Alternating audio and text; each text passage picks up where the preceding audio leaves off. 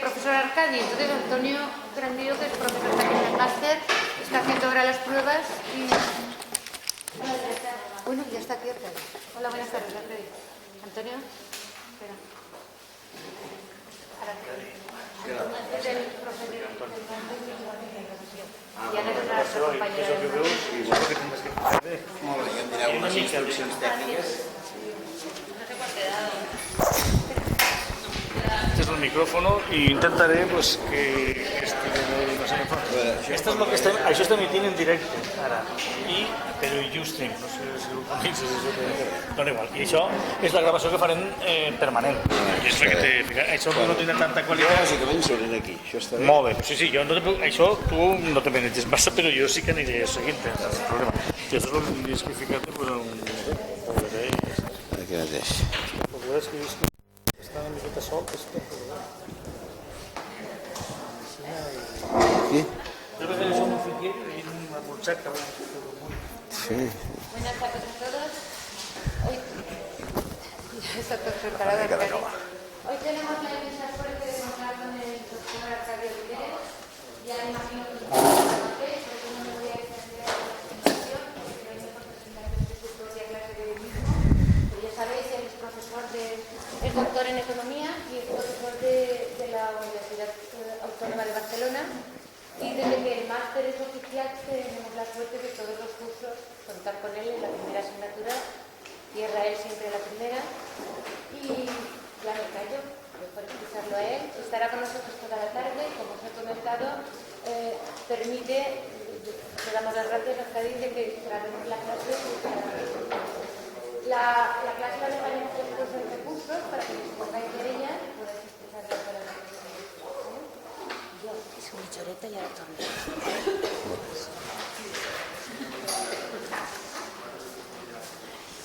Una pregunta.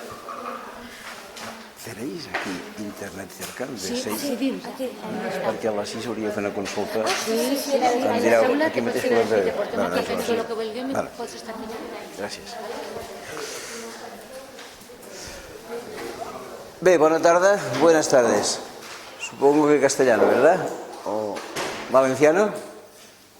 No, no, hay una compañera cubana, supongo que, aunque sea descendiente de José Martí, le interesa más el castellano, supongo. Sí. Bien, pues muy buenas tardes a todas y a todos.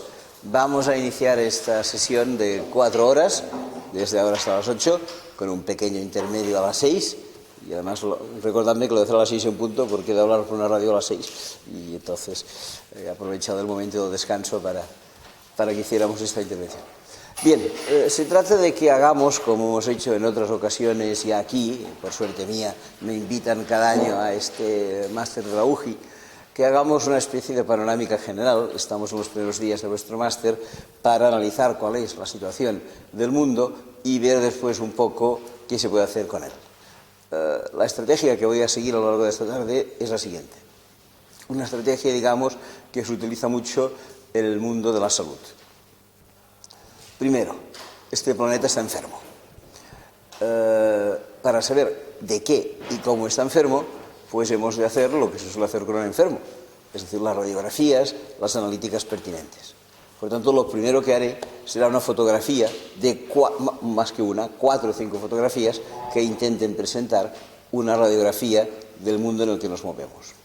Segundo, una vez sabemos un poco cuál es la situación del enfermo, la obligación del médico, del equipo médico, es establecer lo que se llama un diagnóstico, saber de qué vienen los males que se tienen. Usted está mal porque fuma demasiado, o usted está mal porque es asmático, o usted está mal por no sé qué. La segunda parte que trataré es el diagnóstico. Y finalmente, una tercera parte muy cortita, porque yo sé que da poco tiempo y además tampoco tengo demasiada inspiración, intentar proponer lo que podríamos llamar una terapia. ¿Qué es lo que se puede hacer para transformar esta situación? Si todos vosotros estáis cursando este máster es porque pensáis que este mundo puede cambiar y por tanto ver un poco en qué cosas se puede cambiar. Por tanto, primero radiografía, segundo diagnóstico, tercero, muy tímidamente, propuestas de terapia. Esto sería lo que yo intentaré hacer a lo largo de esta tarde. Sin embargo, en este primer punto que nos toca tratar, que es el punto de la analítica, el punto de la radiografía, hay algo que es básico, que es que esta radiografía que esta información, que esta analítica que recibimos sea veraz. Porque si no es veraz, difícilmente haremos un buen diagnóstico y difícilmente aplicaremos una buena terapia. Dicho de otra manera, que debemos gozar de una buena información. Y la verdad es que estamos dentro de lo que se ha venido a llamar sociedad de la información y sociedad de la comunicación, y prácticamente no sabemos casi nada de lo que de verdad sucede en el planeta. Se nos engaña, se nos dicen medias verdades, se nos manipulan informaciones, solo se nos dan aspectos concretos destacados que sin duda no son los más importantes de todo. Alguien que está iniciando un curso como vosotros de máster en cuestiones de desarrollo, como si fueran otras cuestiones, está, yo diría, obligado a intentar contrastar las informaciones que recibe e intentar saber la verdad. Y por descontado, saber la verdad no es mirar la televisión, es intentar saber otras cosas.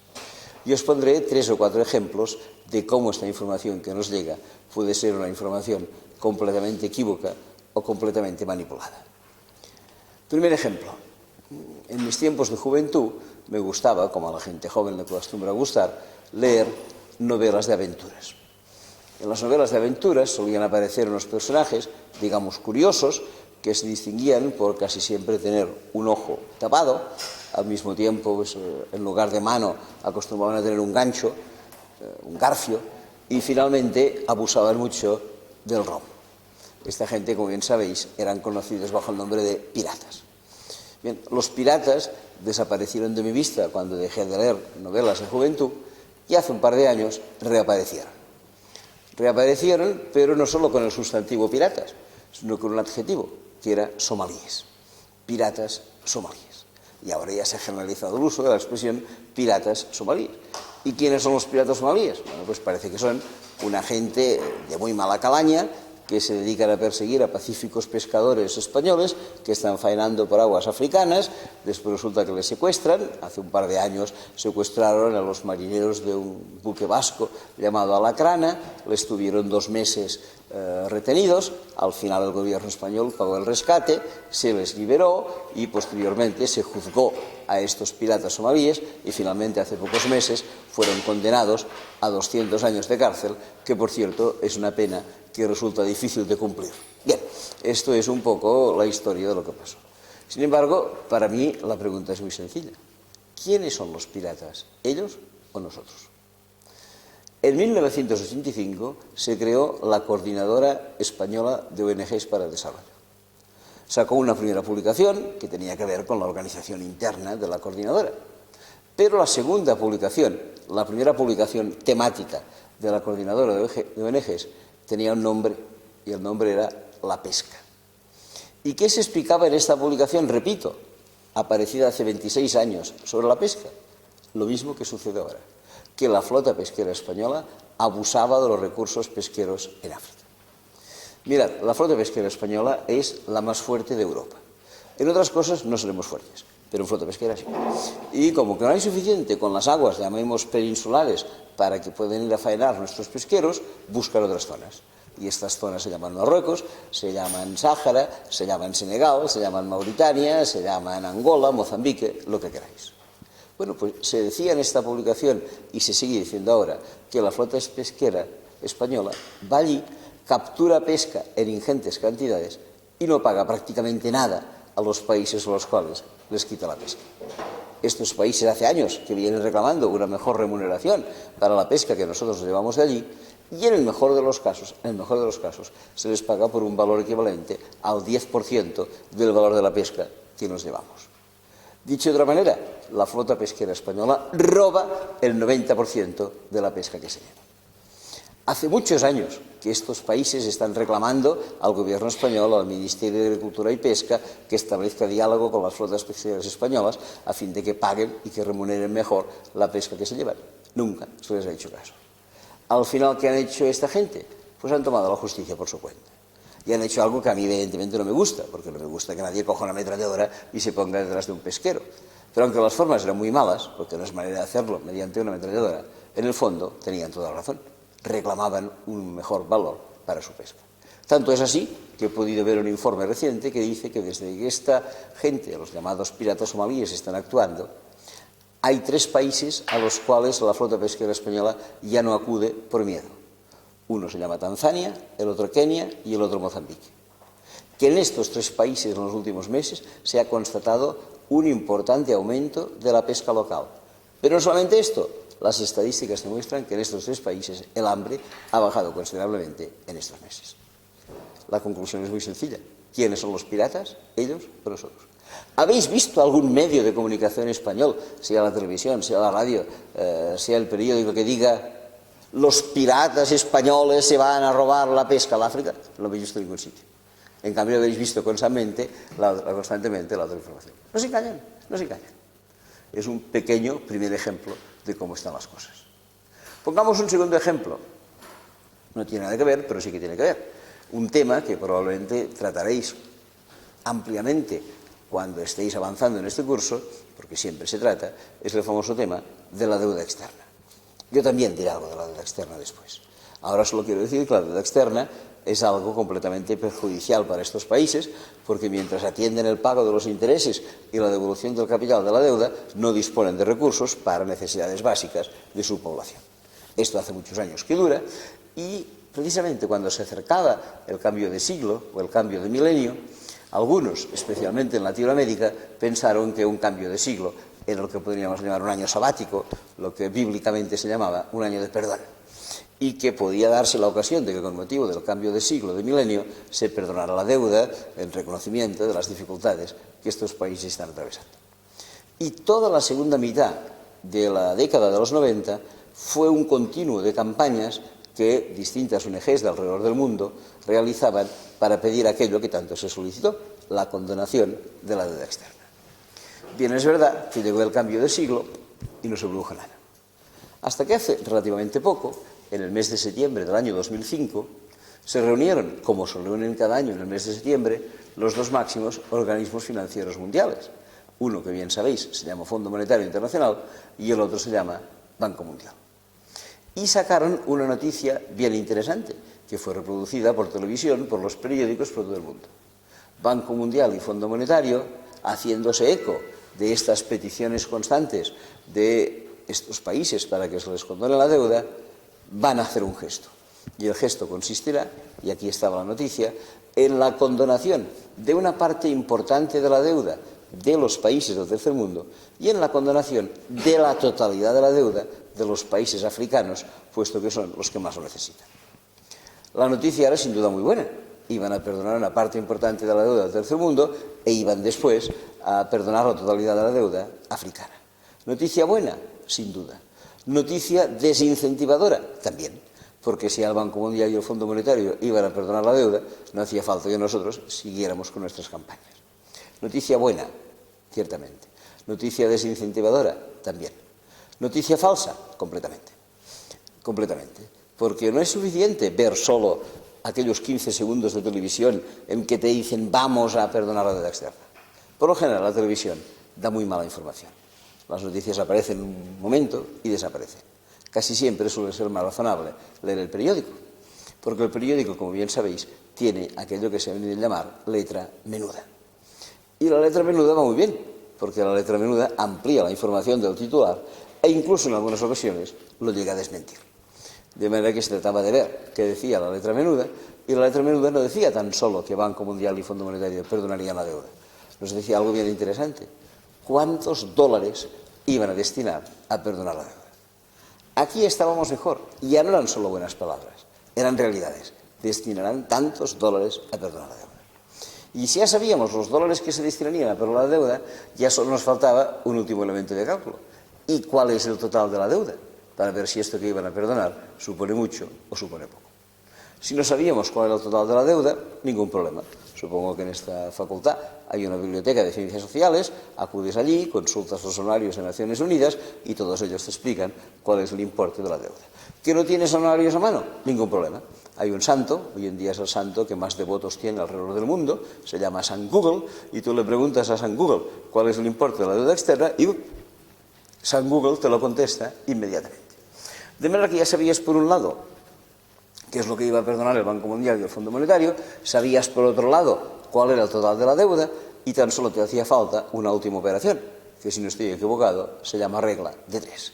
Esto que van a perdonar es mucho o es poco sobre el total de la deuda.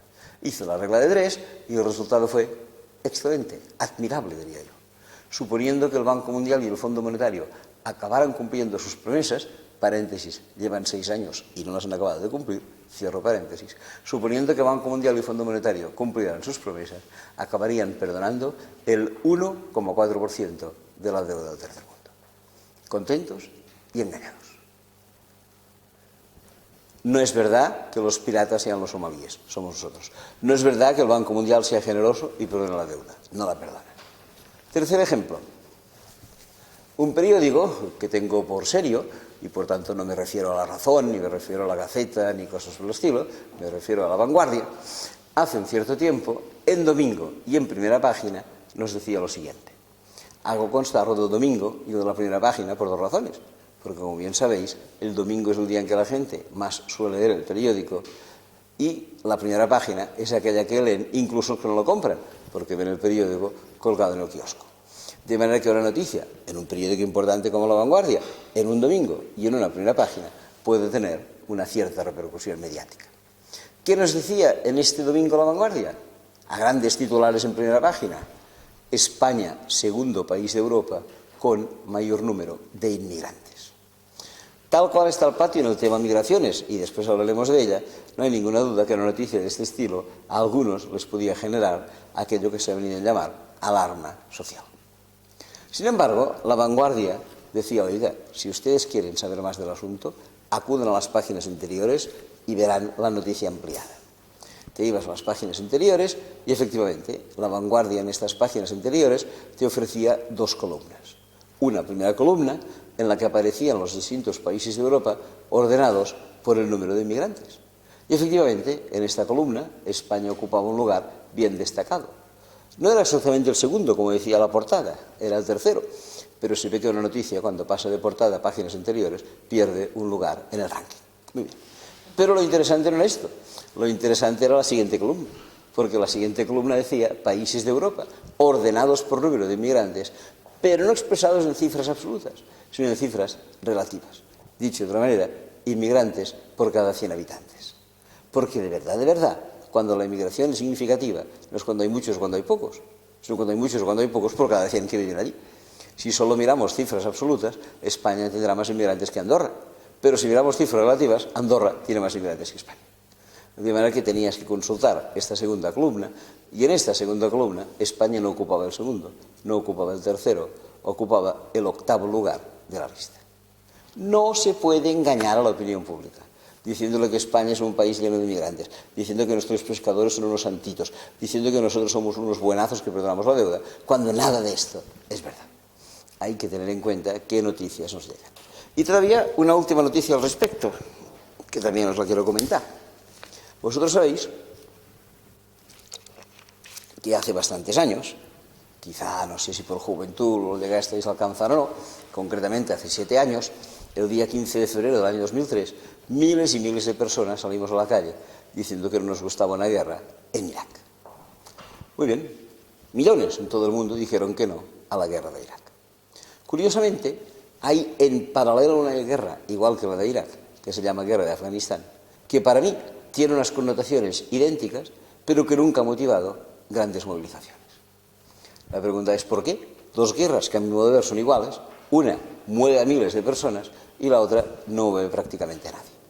Y la respuesta creo encontrarla también en el tema información. De la guerra de Afganistán se nos ha dado una información completamente distinta a la guerra en Irak. ¿Que la guerra en Irak era un engaño? Lo sabíamos todos. Se quería buscar el petróleo, no existían las tales armas de destrucción masiva. Bueno, la gente se dio cuenta que nos tomaban el pelo y, por tanto, la gente salió a la calle. Sin embargo, hay que reconocer que la guerra en Afganistán fue mucho mejor vendida, fue mucho mejor dulcificada cuando se le dio a conocer a la opinión pública. ¿Qué es lo que dijo en aquel momento, hace justo ahora 10 años, el presidente Bush cuando empezó la guerra en Afganistán? Pues dijo que iban a ir a Afganistán por 3 razones distintas. Primero, porque hacía escasas semanas que se habían producido los atentados del 11 de septiembre, que el responsable se llamaba Osama Bin Laden y que este señor se había escondido en Afganistán, era cuestión de irlo a buscar.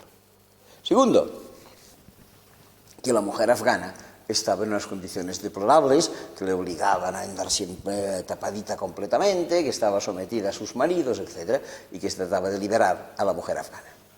Y finalmente, tercera apuesta de la guerra de Afganistán, lo dijo el propio Bush, hay que reducir el tráfico de heroína porque este tráfico es poco conveniente para la salud y además está creciendo mucho en Afganistán.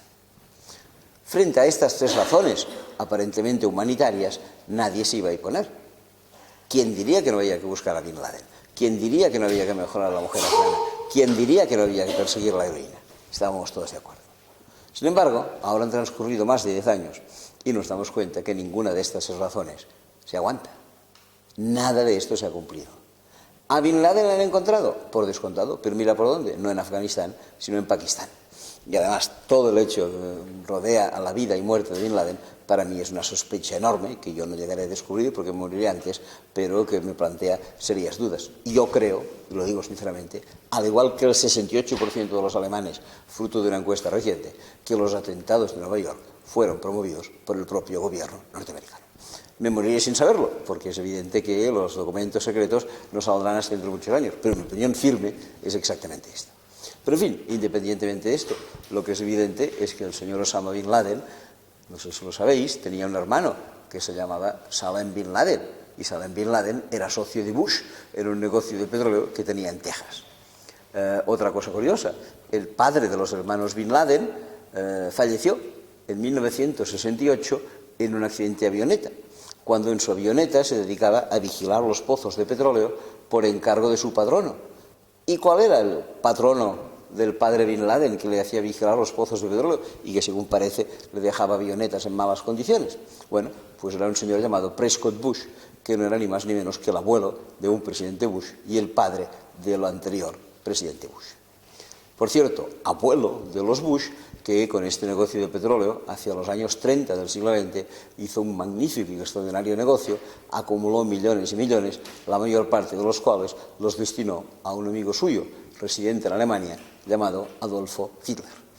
La persona que mayormente financió a Hitler desde Estados Unidos era el abuelo de Bush. Bien, con todos estos antecedentes, me parece claro que lo de Bush y la guerra de Afganistán es un poco turbio. ¿Cuál es la segunda cuestión? La mujer afgana. Hace pocos meses visitó Barcelona, no sé si también llegó por Castelló, una señora, una diputada afgana llamada Malalai Joya, que explicó a todos aquellos que le prestamos atención que ahora, 10 años después, la mujer afgana estaba en iguales o peores condiciones que en el momento del año 2001, cuando se acudió, entre comillas, a liberar a Afganistán.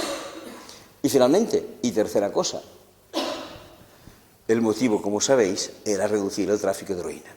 Si consultáis los últimos anuarios de Naciones Unidas sobre la droga en el mundo, constataréis que en Afganistán, desde la llegada de los americanos hasta ahora, el tráfico de heroína se ha multiplicado por 5. El tráfico de heroína se ha multiplicado por 5. Y todavía podríais ver otra cosa. ¿Quién es el capo? ¿Quién es el capo mafioso que dirige el tráfico de drogas en Afganistán? Un señor llamado Karzai, hermano del presidente Karzai, que Estados Unidos nombraron como presidente en Afganistán. Por tanto, nada que ver con Bin Laden, nada que ver con la heroína, nada que ver con la mujer afgana. Con lo cual, si esta guerra no tiene nada que ver con estas tres cosas, debe tener que ver con algo más. ¿Cuál es la verdadera motivación de la guerra en Afganistán? Ya lo supondréis.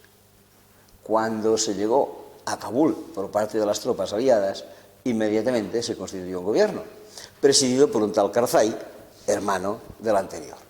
¿Qué méritos había contraído este señor Karzai para ser nombrado presidente de Afganistán?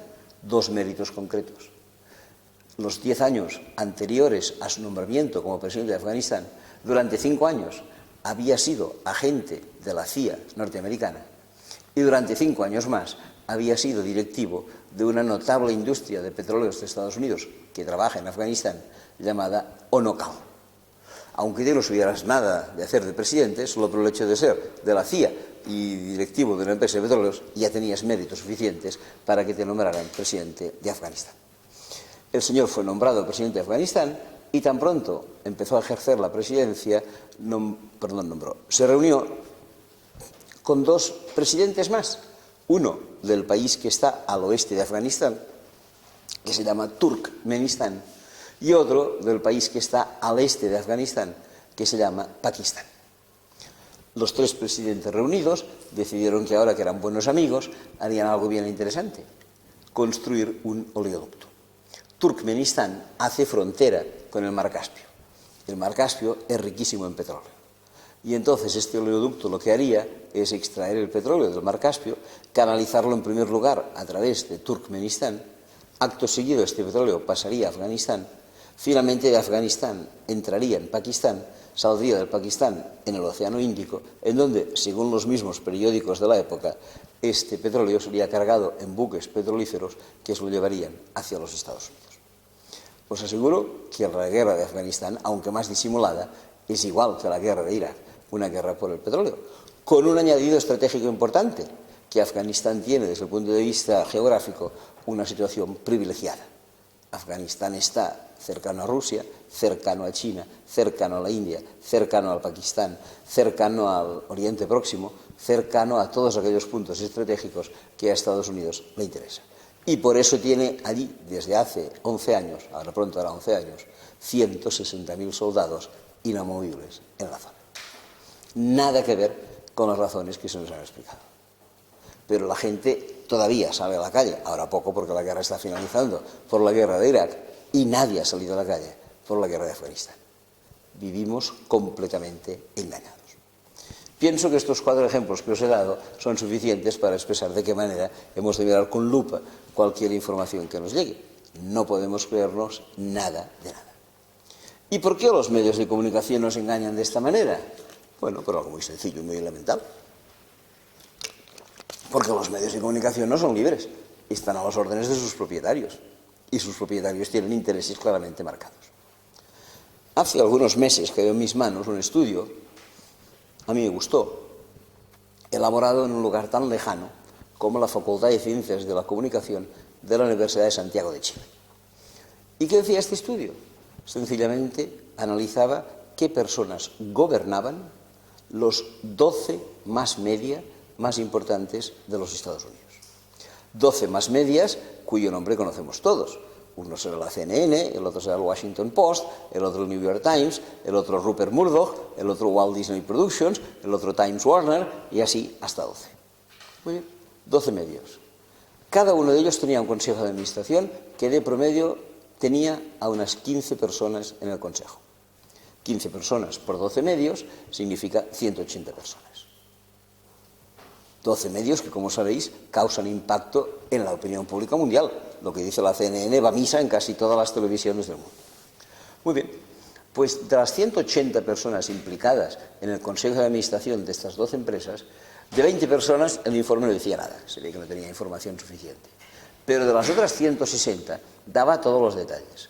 Y os aseguro que las otras 160 eran todas ellas, al tiempo que directivos de la CNN o directivos del Washington Post, todos ellos eran además directivos de la industria del petróleo, directivos de la industria de armas, directivos de la industria farmacéutica, directivos de la industria química, fabricantes de automóviles, antiguos cargos del Pentágono, antiguos cargos del gobierno norteamericano, etcétera, etcétera, etcétera.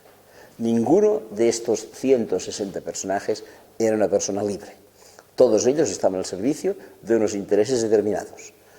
Todos ellos eran exactamente lo mismo que se decía en mi juventud. En mi juventud se utilizaban aquellos discos que todavía algunos DJs utilizan, llamados discos de vinilo, aquellos gordos que no sé qué hacen en las discotecas, así, así. Y bueno, entonces resulta que aquellos discos mayoritariamente estaban editados por una empresa discográfica que tenía un logo. El logo consistía en un perrito que estaba durmiendo frente a una gramola. Esta empresa discográfica, que se hizo muy famosa en mi época, se llamaba La Voz de su Amo. Estos son los grandes medios de comunicación, la voz de su amo, y nada más que la voz de su amo.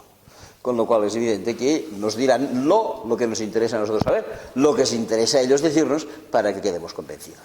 Y entonces nos dirán todo tipo de tonterías, todo tipo de sandeces, todo tipo de mentiras y alguna verdad de vez en cuando. Por tanto, hay que vigilar mucho los medios. No solo en Estados Unidos, también en Europa por descontado. Me gustaría hablar del caso español, pero es tan variable, porque los periódicos cambian cada semana de dueño, que todavía no he podido identificar la cosa. Pero en cambio he podido profundizar un poco más en el caso del país vecino, que se llama Francia. En Francia, como bien sabéis, el periódico más leído es un periódico que se llama Le Figaro. Le Figaro tenía, hasta hace unos pocos años, un propietario. Había sido históricamente una empresa familiar. Pero el propietario murió.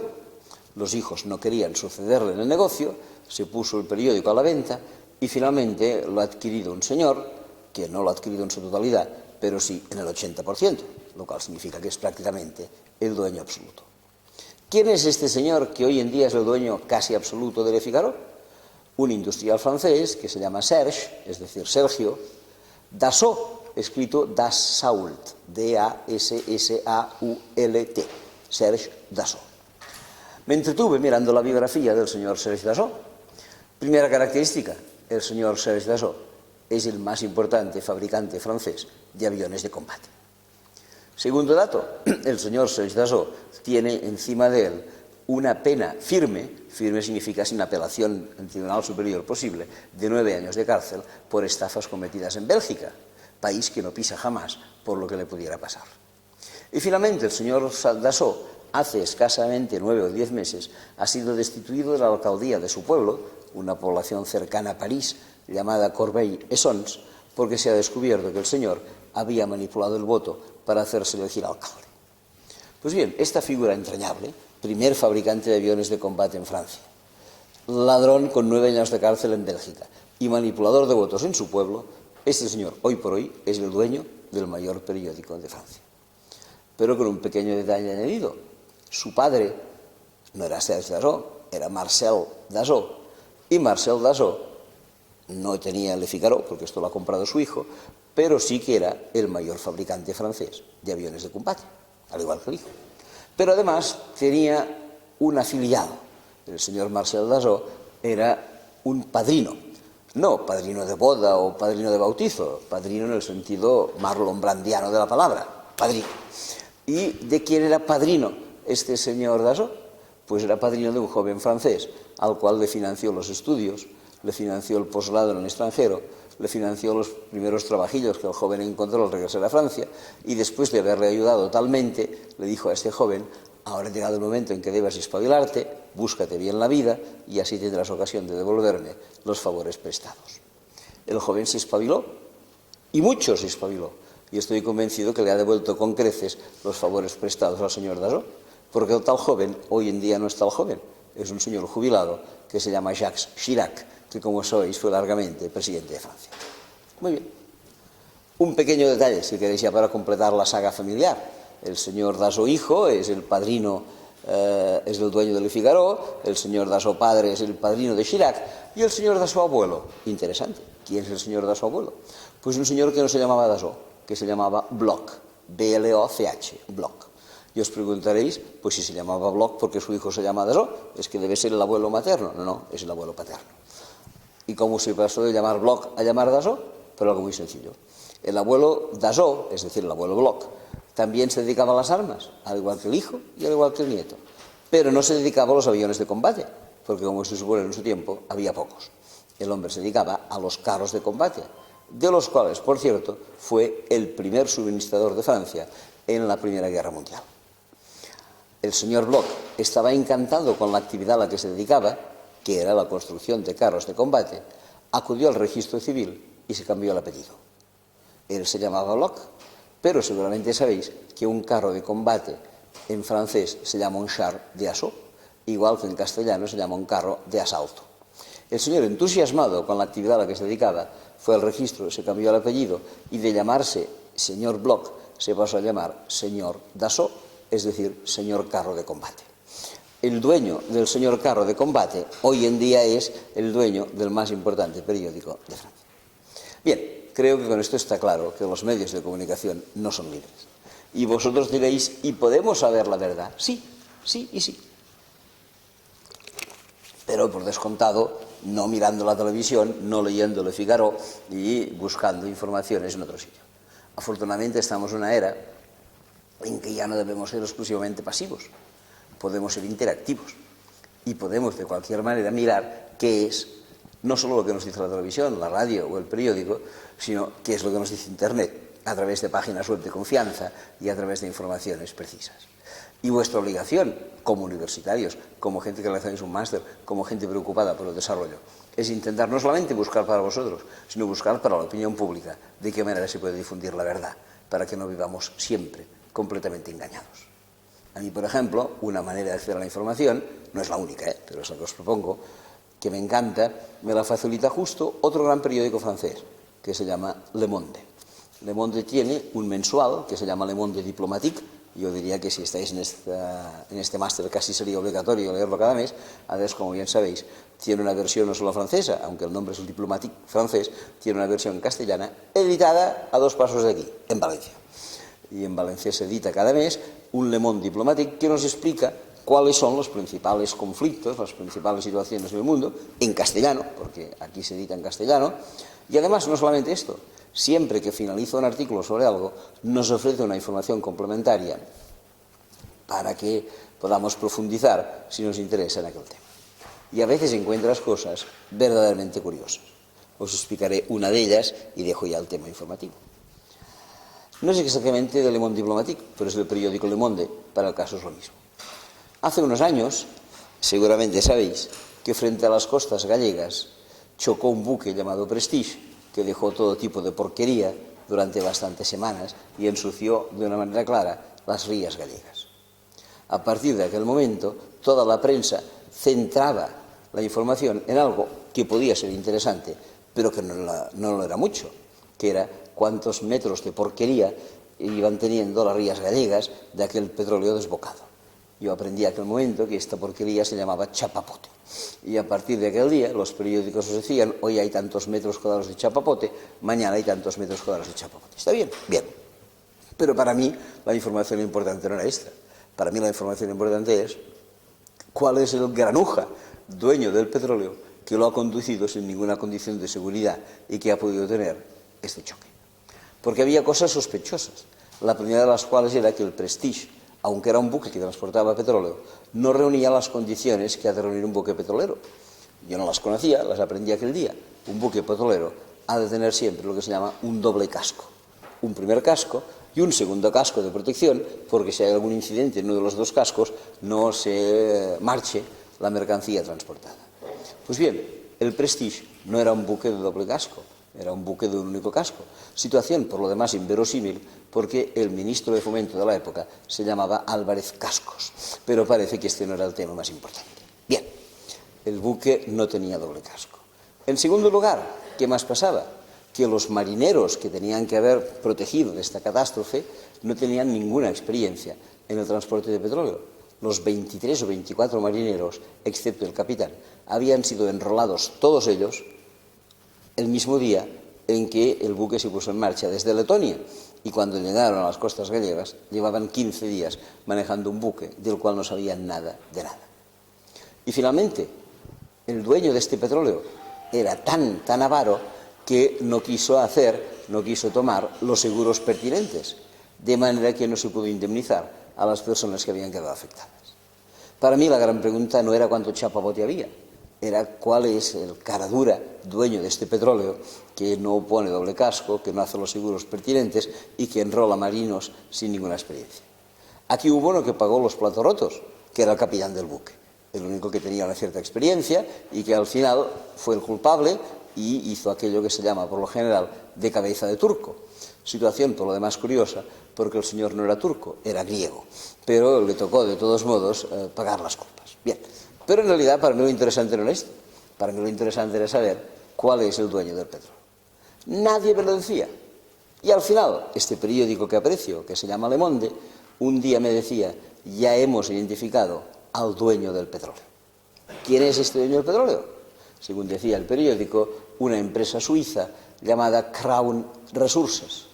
Pero, añadía el mismo periódico, no hagan ustedes ningún caso.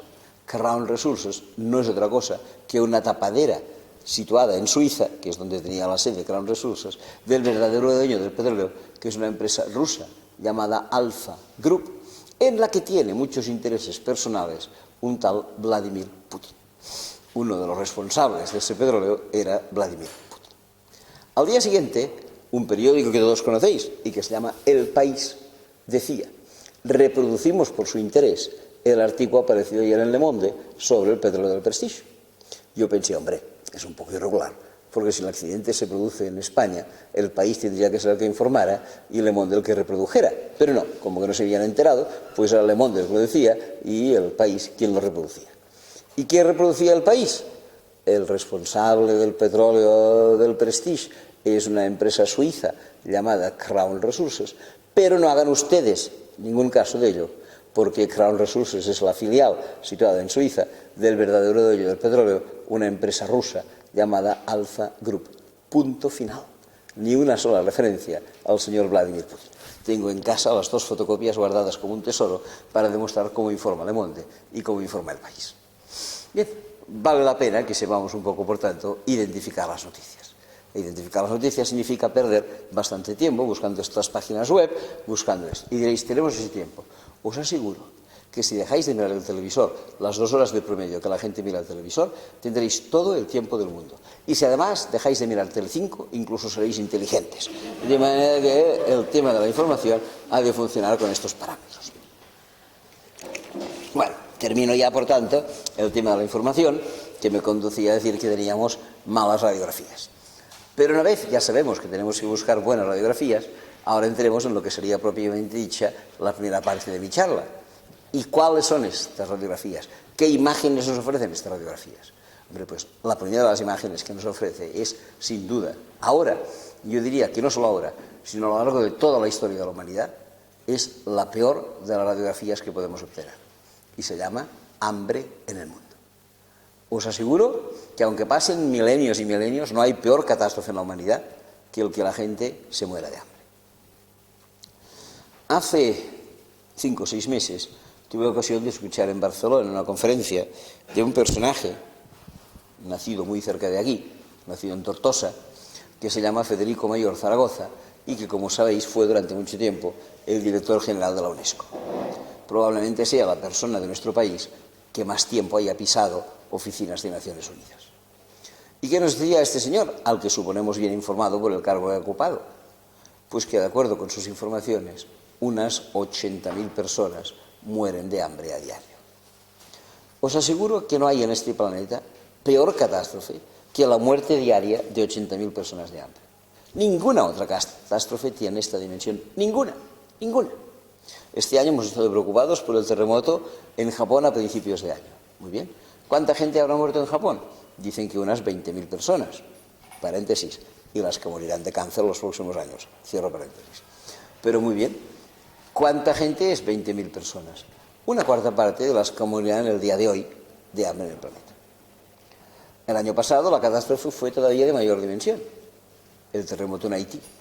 ¿Cuánta gente murió en el terremoto de Haití? 360.000 personas. ¿Qué son 360.000 personas? Las que morirán de hoy lunes hasta el jueves de hambre en el mundo. Prestamos atención a lo que pasa en Haití, prestamos una ligera atención a lo que pasa en Japón y no prestamos ninguna atención a lo que pasa en el hambre en el mundo. Y que conste que es más fácil luchar contra el hambre que luchar contra los terremotos. De los terremotos casi nunca sabemos en qué momento se producirán. Ni el mejor de los geólogos es capaz de anunciárnoslo. Y muy difícilmente sabemos cómo reaccionar, porque siempre la catástrofe es de grandes dimensiones. Del hambre sabemos el origen, sabemos las consecuencias y sabemos cómo evitarla.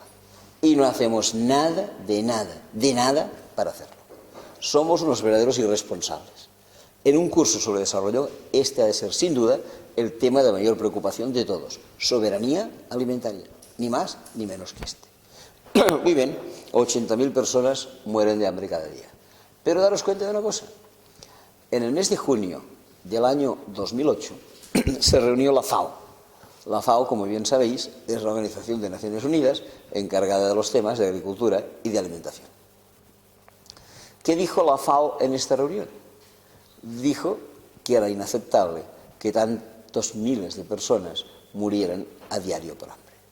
Pero que la FAO entendía que si tuviéramos voluntad política, habría solución. ¿Y cómo se llamaba esta solución? Según la FAO, dinero, inversiones. Inversiones en regadíos, inversiones en caminos rurales, inversiones en formación profesional agraria, inversiones en tractores, inversiones en bancos de pesca, inversiones en granjas, inversiones en todo lo que queráis. Claro que esto no es lo único, después hay el reparto de la tierra y hay producciones y muchas cosas. Pero como terapia de choque, decía la FAO, con esto haríamos mucho. Necesitaríamos, apuntó la FAO, 50.000 millones de dólares al año y resolveríamos, si no en su totalidad, en buena medida, el problema del hambre. Es más, la FAO propuso a los países ricos del mundo la creación de un fondo extraordinario dotado con 50.000 millones de dólares al año para proceder a estas inversiones que os acabo de anunciar y eliminar en pocos meses el hambre. ¿Qué contestaron los países ricos? Que ni hablar, que nunca tendrían 50.000 millones de dólares para luchar contra el hambre. Bien, la FAO lo lamentó y dijo que en este caso el hambre se seguiría produciendo. Pero daros cuenta de una cosa, esto que os acabo de explicar sucedía en junio del 2008. 3 meses después, en septiembre de 2008, estallaba la crisis financiera a raíz de la caída de una banca norteamericana llamada Lehman Brothers. Las autoridades tuvieron miedo que esta onda expansiva de la caída de Lehman Brothers afectara a otros bancos y para que estos bancos no dieran en quiebra, a partir de aquel momento, los gobiernos de los Estados Unidos, de la Unión Europea, de Canadá, de Japón, de Australia, de Nueva Zelanda, empezaron a hacer aquello que de un modo eufemístico llamaban inyectar liquidez a la banca, dicho de otra manera, darle dinero. ¿Cuánto dinero se le ha dado a la banca en estos 2 años y medio, que llevamos casi 3 años, desde octubre del 2008 hasta octubre del 2011, que es el momento en que nos hallamos? ¿Cuánto dinero se le ha dado? Yo no sé si puedo moverme para ir a la pizarra, mejor que no me mueva, ¿verdad? No, bueno, pero lo digo en cifras. Lo digo en cifras que tampoco son tan difíciles. Se les ha dado 4.600.000 millones de dólares. 4.600.000 millones de dólares. Si hacéis una pequeña división, ¿qué son 4.600.000 millones de dólares? Divididos por los 50.000 millones que la ONU pedía para eliminar el hambre, os daréis cuenta que el resultado del cociente es el número 92. Dicho de otra manera, con el dinero que hemos dado a la banca en estos últimos 3 años, si los cálculos de la ONU son ciertos, se hubiera podido eliminar el hambre en el mundo los próximos 92 años. ¿En qué cabeza cabe esta irracionalidad? Estas decisiones absurdas de los gobiernos. ¿A sueldo de quién están los gobiernos? ¿A qué interés responden? ¿A los intereses de la gente? En absoluto. A los intereses de los bancos. Me parece que la cosa está clarísima. ¿Por qué los gobiernos son capaces de ayudar a los bancos y no son capaces de ayudar a la lucha contra el hambre? Bueno, pues muy sencillamente. Porque los gobiernos que ayudan y los bancos que son ayudados son exactamente los mismos. Y si no son los mismos, son íntimos amigos, que para el caso es igual. Mirad, ya lo he dicho, en el año 2008 cayó Lehman Brothers y esto supuso la mayor quiebra empresarial en la historia de los Estados Unidos. Pero quizás sepáis, quizá no por razones de edad, que la segunda quiebra empresarial mayor de los Estados Unidos se había producido en el año 2002, 6 años antes, cuando había caído otra empresa norteamericana llamada Enron. Enron, en aquel momento, atrapó a sus inversores, o dicho de otra manera, les estafó 80.000 millones de dólares. ¿Qué son 80.000 millones de dólares? 1 año y medio de lucha contra el hambre. La empresa Enron desapareció. Nunca más se supo de ella. Hasta que hace unos cuantos meses tuve ocasión de ver una película, un documental, que explicaba la vida y milagros de esta empresa Enron, desde que había nacido, cómo había crecido y finalmente cómo había caído. Y este documental iba en paralelo a la vida y milagros del presidente de la empresa, un señor llamado Jeffrey Skilling, que era el personaje que había upado a la empresa hacia arriba y que era el mismo personaje que había hundido a la empresa. Tanto este señor Skilling había hundido a la empresa que este señor hoy en día se encuentra en la cárcel purgando el cuarto de los 25 años de pena que le han caído encima por estafa. Pues bien, en un momento determinado de este documental aparecía este señor Skilling, cuando todavía no se sabía que su empresa iba mal, un día que para él debería ser un momento de gloria, era el día en que el señor festejaba sus 50 años. Se veía una imagen típica de película americana, muchas joyas, muchos vestidos, muchos manjares, muchos jardines, todo lo que queráis vosotros, y en plena escena encontrábamos al señor Skilling celebrando su fiesta de cumpleaños, acompañado, mejor dicho, abrazado de dos amigos, uno a su derecha y otro a su izquierda. Los tres se fundían en un abrazo y los dos amigos le decían: estimado Jeffrey, somos tus amigos, hoy celebras 50 años, no hemos querido dejarte solo en esta fiesta de aniversario, hemos viajado largamente para estar a tu lado, ahí nos tienes a tu vera. Mirabas quiénes eran estos dos amables personajes, amigos de un estafador de 80.000 millones de dólares, que se desplazaban expresamente para acompañarle. Y no te cabía ninguna duda por la cara. Uno se llama George Bush padre, el otro se llama George Bush hijo. Los que dan el dinero y los que lo reciben son exactamente los mismos, o, eventualmente, íntimos amigos. Y esto que os digo no sucede tan solo en los Estados Unidos, ¿no? Esto sucede en España. En el mes de febrero del año 2009, la reina Sofía cumplió 70 años. Como que se ve que a la señora le gusta la música, le ofrecieron un concierto de celebración. Al día siguiente, todos los periódicos nos enseñaban la fotografía del momento de la salida del concierto. ¿Quién se veía en esta fotografía? Como es de suponer, se veía la reina. ¿Quién más se veía? El rey, que no es tanto de suponer porque no le gusta la música, pero aquel día asistió. ¿Quién más había? Pues había su hijo el príncipe. ¿Quién más había? Su nuera la princesa. ¿Quién más había? Sus hijas las infantas. ¿Quién más había? Algún marido que todavía les queda a las infantas. Era un conjunto familiar amplio. Pero en aquel conjunto familiar aparecía en medio de la foto la única persona que no era de la familia. Inmediatamente me pregunté: ¿y qué hace este infiltrado? O mejor dicho, ¿qué hace esta infiltrada? Porque se trataba de una señora. Me pregunté quién es esta señora, no tuve que averiguar mucho, el pie de página me lo decía. Esta señora se llama Paloma O'Shea y está casada con un señor que se llama Emilio Botín, primer banquero y primer estafador del país, que quede claro. Las cosas funcionan así, de manera que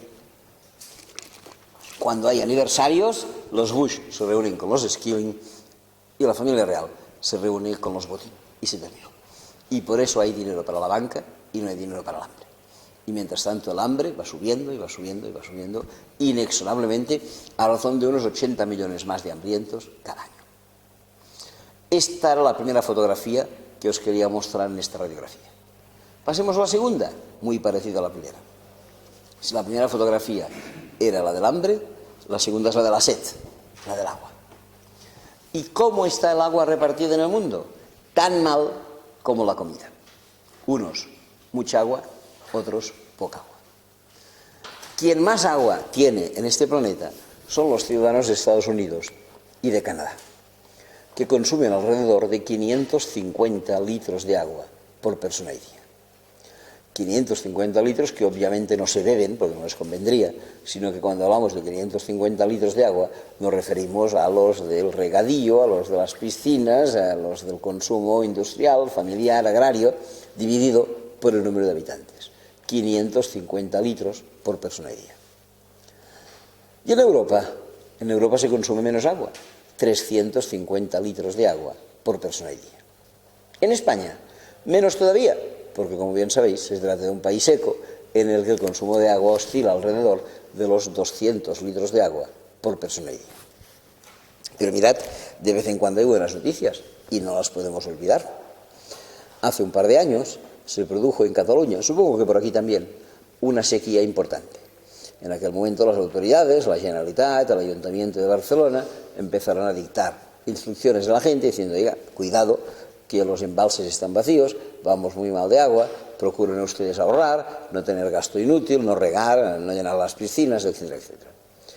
No sé en otras ciudades, pero en la ciudad de Barcelona, en tan solo 3 semanas, el consumo de agua bajó de los 200 litros por persona y día a 109 litros por persona y día. Cuando queremos hacer bien las cosas, las sabemos hacer. No hace falta que os diga que ahora ya nos hemos olvidado y se ha regresado al consumo. Pero, de todos modos, a veces podemos hacer bien las cosas. ¿Cuál es el consumo, por tanto, de agua? Lo acabo de decir.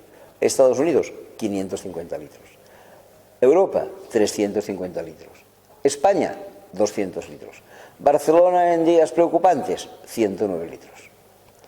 Y África negra, 8 litros de agua por persona y día. 8 litros de agua. 8 litros de agua que no se obtienen en el grifo, porque como bien podéis saber, no hay grifo. Hay que ir a buscar el agua un poco lejos, alguna fuentecilla, algún riachuelo que se encuentre por algún lugar. Y explica la ONU, en un informe bien interesante sobre el agua en el mundo, que de este encargo de ir a buscar agua en África se ocupan fundamentalmente las niñas. Parece que a los niños les tienen destinados para ir a la escuela y las niñas a buscar agua. Y las niñas pierden un promedio de 6 horas diarias yendo a buscar los 8 litros para ellas, 8 litros para su hermanito, para su papá, para su mamá, para quien sea. De manera que dice el informe de la ONU que perdiendo 6 horas diarias las niñas africanas no van a la escuela y estamos generando analfabetismo femenino para el día de mañana. La ONU añade, no sería muy complicado evitar este problema. Podríamos conducir agua a todos los poblados africanos y esto tan solo significaría una inversión de 10.000 millones de dólares de una sola vez. Cuidado, a todos los poblados y no a todas las casas, que esto ya sería una instalación muy compleja. Pero llevar agua para que todos los poblados tuvieran en su plazoleta central una fuentecilla de agua y las niñas se ahorraran el viaje, esto significa, según estimaciones de la ONU, 10.000 millones de dólares de una sola vez. Y la ONU lamenta amargamente que nadie le ha facilitado nunca 10.000 millones de dólares, mientras que estamos facilitándole a la banca 4.600.000. Muy bien. Primer problema, el hambre. Segundo problema, el agua. Tercer problema, la salud. La enfermedad. Más que la salud, la enfermedad. ¿Qué enfermedad? ¿La gripe A? ¿Qué va? Esto es una tontería, una chorrada, una verdadera manera de tomar el pelo a la gente. Esto es otra muestra clarísima de cómo vivimos engañados. La gripe A es una gripe cualquiera. Que algún viejecito se pueda morir, claro, de todas las gripes se pueden morir viejecitos, pero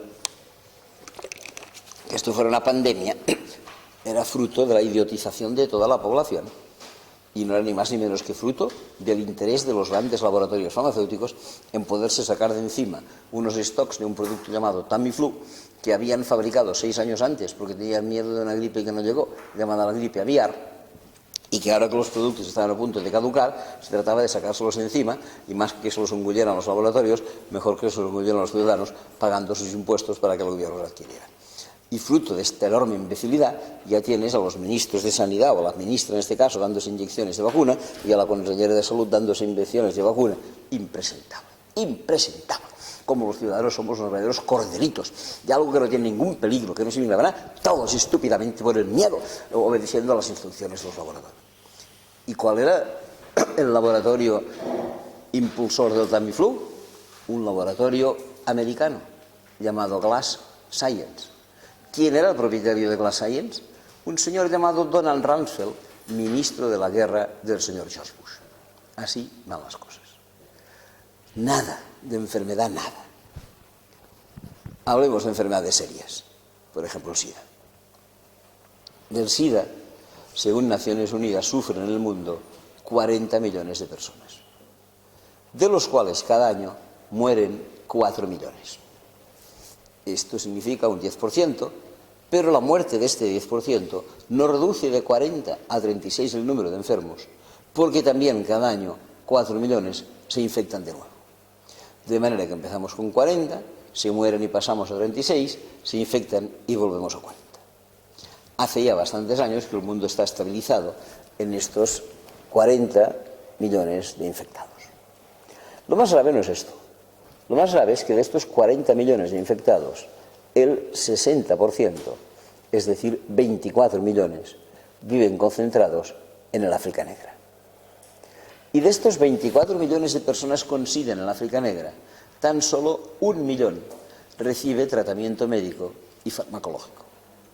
Los otros 23 millones están abocados a su suerte, y su suerte, como podéis suponer, se llama la muerte.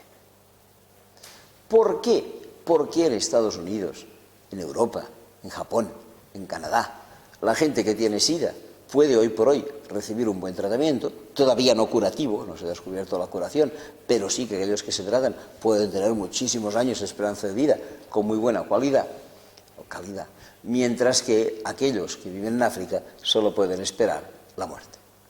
Aquí interviene lo que nos importa, que es la economía. Tratarse contra el SIDA es muy caro. Nosotros nos lo podemos permitir, en África no se lo pueden permitir. ¿Y por qué es muy caro? Sencillamente porque los fármacos, hoy por hoy, están sometidos a lo que se llama derecho de patente, que los encarece. Seguramente sabéis que cuando un laboratorio pone en circulación, pone a la venta un nuevo producto farmacéutico, la ley le ampara. Y los primeros 20 años tiene derecho a vender este producto en dos condiciones: caro y en exclusiva. Porque se supone que si lo vende caro y en exclusiva, va a acumular un importante beneficio que le permitirá rehacerse de la inversión inicial e incluso quizá le incitará a tener otra nueva invención. Al cabo de 20 años, este derecho de patente finaliza, ya no pueden vender el producto caro, los demás laboratorios, si quieren, pueden fabricar el mismo producto. A partir de aquel momento, el producto entra en competencia y cuando el producto entra en competencia, nosotros, como bien sabéis, lo vamos a comprar a la farmacia y compramos un genérico en lugar de comprar un específico. Hoy por hoy, los fármacos antisida todavía no son genéricos, todavía son específicos. Los primeros se pusieron en circulación en el año 1992. Por tanto, estamos muy cercanos a la caducidad de las patentes, el año 2012. Esperemos que en el 2012 caduquen estas patentes, aunque no sería la primera vez que los laboratorios hacen trampa, porque a veces lo que han hecho es añadir un pequeño aditivo a aquel producto, bautizarlo con un nuevo nombre, patentarlo para 20 años más y así no tener que recibir la competencia. A veces las autoridades se dan cuenta y no lo permiten. Bien, estamos en un producto que hasta el año próximo, en el mejor de los casos, no será barato. Mientras tanto, es muy caro. Esto, que comercialmente se entiende perfectamente, desde el punto de vista africano no se entiende en absoluto, porque los africanos lo que quisieran es tener ya en estos momentos fármacos abundantes para luchar contra el SIDA. Hace unos años se produjo un caso curioso. Murió de SIDA el hijo de Nelson Mandela. Seguramente sabéis que Mandela es una figura emblemática de la vida africana y el hecho de que su hijo muriera de SIDA impactó fuertemente a la opinión pública africana y también, por descontado, al gobierno sudafricano, que dijo: esto no puede continuar de esta manera. Incluso se nos ha muerto el hijo de nuestro amado expresidente. El gobierno sudafricano se dirigió entonces a los grandes laboratorios mundiales que elaboran este producto llamado antirretroviral, que es el que lucha contra el SIDA, y le dijeron: por favor, véndenos productos a precio de costo.